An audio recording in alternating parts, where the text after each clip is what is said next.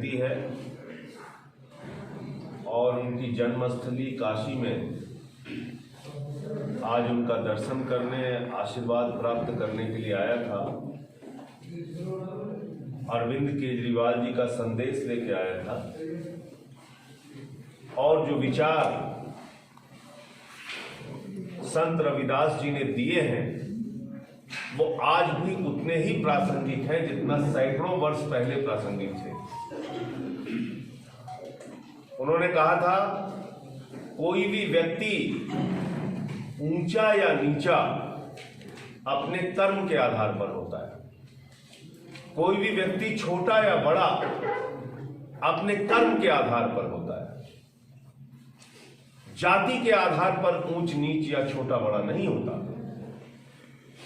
लेकिन दुर्भाग्य से आज हिंदुस्तान की आजादी के 75 साल के बाद भी हमको कभी आदित्यनाथ जी के राज में बहराइच में, कभी शिवराज सिंह जी के राज में मध्य प्रदेश में दलित समाज के लोग घोड़ी पर नहीं बैठ सकते और उन पे दबंगों का हमला हो जाएगा, इस प्रकार की खबरें देखने और सुनने को मिलती है।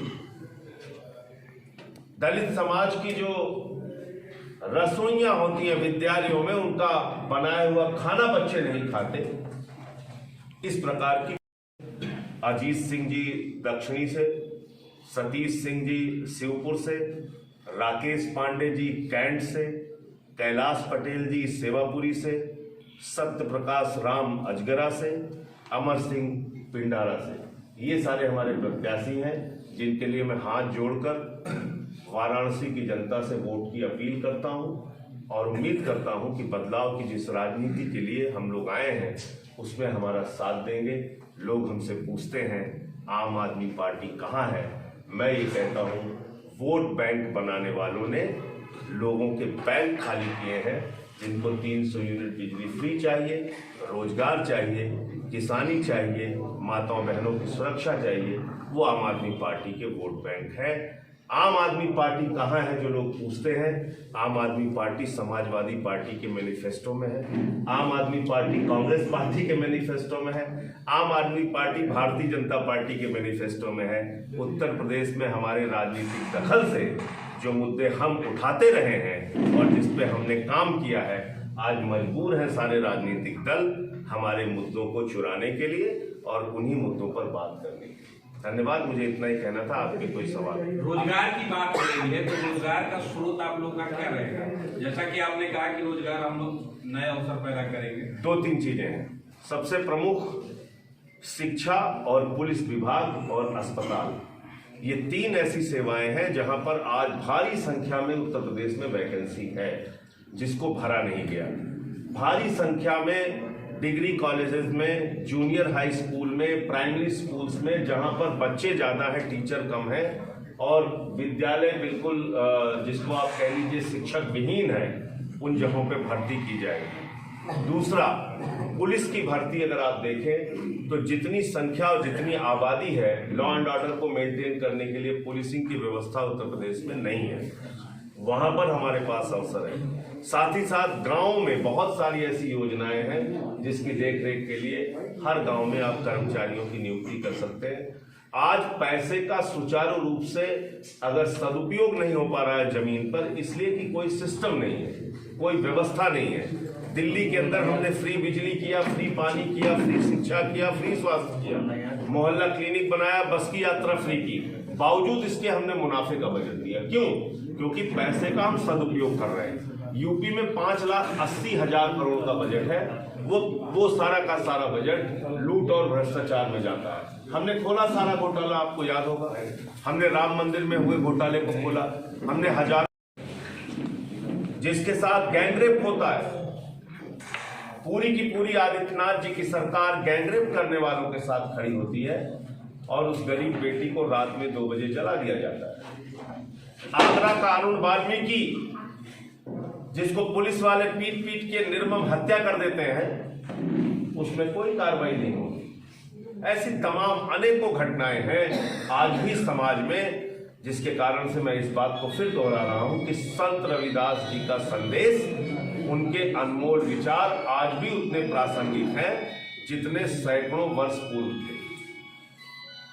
दूसरी बात, आम आदमी पार्टी दलितों के, वंचितों के, गरीबों के उत्थान के लिए लगातार काम कर रही है और दिल्ली में केजरीवाल जी ने अनुकरणीय काम करके दिखाया है, खासतौर से शिक्षा के क्षेत्र में। बाबा साहब डॉक्टर भीमराव अंबेडकर का जो सपना था कि हर दलित का, गरीब का, निर्धन का बच्चा अच्छी से अच्छी शिक्षा प्राप्त करे, निःशुल्क और विश्व स्तरीय शिक्षा देने का काम केजरीवाल जी ने दिल्ली के अंदर किया। और देश का संविधान हम सरकारी स्कूलों में पढ़ाते हैं, बाबा साहब के द्वारा लिखा गया संविधान। आज उत्तर प्रदेश के चुनाव की अगर हम चर्चा करें, आदित्यनाथ जी ने इस चुनाव को नफरत की बुनियाद पे खड़ा कर दिया है। समाज को बांटने का काम भारतीय जनता पार्टी और उसके नेता कर रहे हैं। 5 वर्षों में रोजगार देने के लिए क्या किया बताने के लिए सरकार के पास नहीं, किसान को उसके फसल का दाम देने के लिए क्या किया सरकार के पास बताने के लिए कुछ नहीं, कोरोना की महामारी में हजारों लाशें नदी के घाट पे सड़ी हुई क्यों मिली, इसका जवाब देने के लिए सरकार के पास कुछ नहीं। मनीष गुप्ता से लेके प्रभात मिश्रा तक और अरुण वाल्मीकि तक, हाथरस कांड तक और खुशी दुबे जो 1.5 साल से सड़ रही है जेल में, इन सारे मुद्दों पर सरकार के पास एक भी जवाब नहीं। और जिस मंत्री की गाड़ी से 4 किसान और एक पत्रकार कुचल के मार दिए गए, उसका बेटा कैसे रिहा हो गया, इसके बारे में जवाब देने के लिए सरकार के पास, आदित्यनाथ जी के पास कुछ भी नहीं। वो हमारी सुहागिन महिलाएं सिर मुड़वा के जिन्होंने प्रदर्शन किया, शिक्षा मित्र महिलाओं ने, उन्होंने ऐसा क्यों किया, ये जवाब देने के लिए आदित्यनाथ के पास फुर्सत नहीं। वो क्या कर रहे हैं पूरे चुनाव में? 4 चीज का एक पुराना कैसेट इनके पास है। हर चुनाव में वही पुराना घिसा पिटा कैसेट, सड़ा हुआ कैसेट भाजपा ही बजाने लगते हैं। बंगाल में लड़ेंगे, पाकिस्तान जिन्ना हिंदू मुसलमान, बिहार में लड़ेंगे, पाकिस्तान जिन्ना हिंदू मुसलमान, यूपी में लड़ेंगे, पाकिस्तान जिन्ना हिंदू मुसलमान। सबसे बड़ी हिंदुस्तान की जिन्नावादी पार्टी अगर कोई है तो उस पार्टी का नाम है भारतीय जनता पार्टी। जिन्ना का विचार था बांटो और राज करो, टुकड़े टुकड़े करो। आज भारतीय जनता पार्टी का विचार है बांटो और राज करो, समाज को विखंडित करो, नफरत फैलाने का काम करो। और पूरे साक्ष्य के आधार पर मैं बीजेपी को जिन्नावादी कह रहा हूं। आजादी के पहले 3 राज्यों में मुस्लिम लीग, वीर सावरकर और श्यामा प्रसाद मुखर्जी, यानी जिन्ना, श्यामा प्रसाद मुखर्जी और वीर सावरकर ने 3 राज्यों में मिलकर सरकार बनाई थी, West Bengal, North West Frontier और सिंध प्रांत। तीनों राज्यों में आजादी के पहले भी इनका जिन्ना से संबंध था और आजादी के बाद जिन्ना की कब्र पर मत्था टेकने अडवाणी जी गए थे।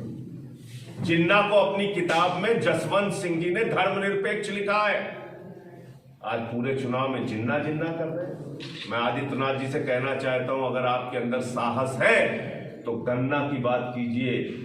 जो लोग अपने खेतों में गन्ना जलाए हुए हैं, जिनको उनके गन्ने की कीमत नहीं मिली, हजारों करोड़ रुपए बकाया है, वो उसी खेत में आपका हाथ पकड़ के ले जाएंगे जहां उन्होंने अपना गन्ना जलाया है।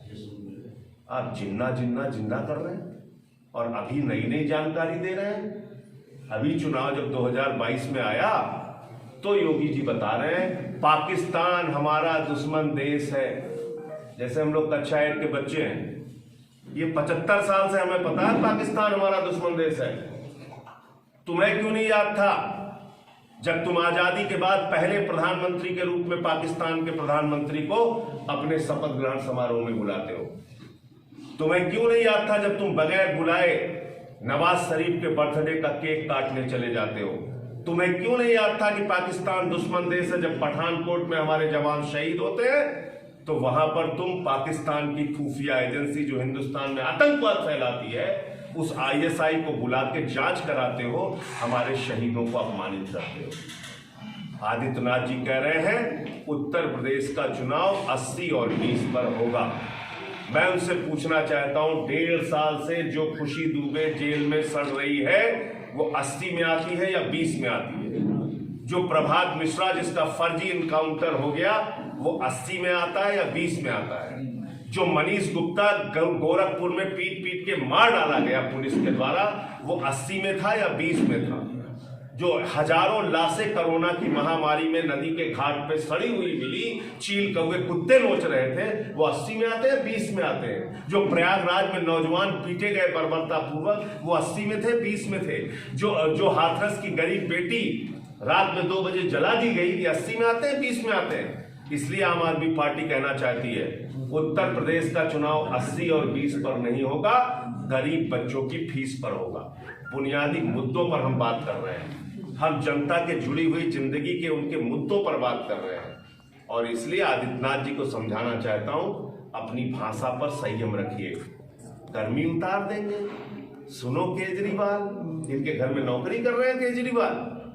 एक लोकप्रिय मुख्यमंत्री के तौर पे 3 बार से उनको जनता ने चुना है दिल्ली के, कह रहे सुनो केजरीवाल, गर्मी ठीक कर देंगे। हम लोग बनारस में हो, मैं सुल्तानपुर का रहने वाला हूँ। हम लोगों के इलाके में जब भूत सवार हो जाता है किसी को, तो ओझा लोग झाड़ू मार मार के उसका भूत उतार देते हैं। तो इसलिए जो सत्ता का भूत भाजपा के दिमाग पर सवार है, उत्तर प्रदेश की जनता झाड़ू मार मार के इनको ठीक करेगी। इनका भूत झाड़ू से ठीक होगा। और इसलिए आम आदमी पार्टी ये चुनाव मुद्दों पर लड़ रही है। 4-5 प्रमुख मुद्दे हैं जिसका जिक्र करके मैं अपनी बात खत्म करूंगा। आम आदमी पार्टी उत्तर प्रदेश में 300 यूनिट बिजली फ्री देने के नाम पर चुनाव लड़ रही है। आम आदमी पार्टी उत्तर प्रदेश के अंदर पुराने बिजली के बिल के बकाया माफी के नाम पर, किसानों की बिजली माफी के नाम पर और 24 घंटे बिजली दिए जाने के नाम पर चुनाव लड़ रही है। नौजवानों को बेरोजगारी भत्ता 5,000 रुपए प्रतिमाह जब तक उनको नौकरी नहीं मिल जाती, और 10 लाख सरकारी नौकरियां हर साल।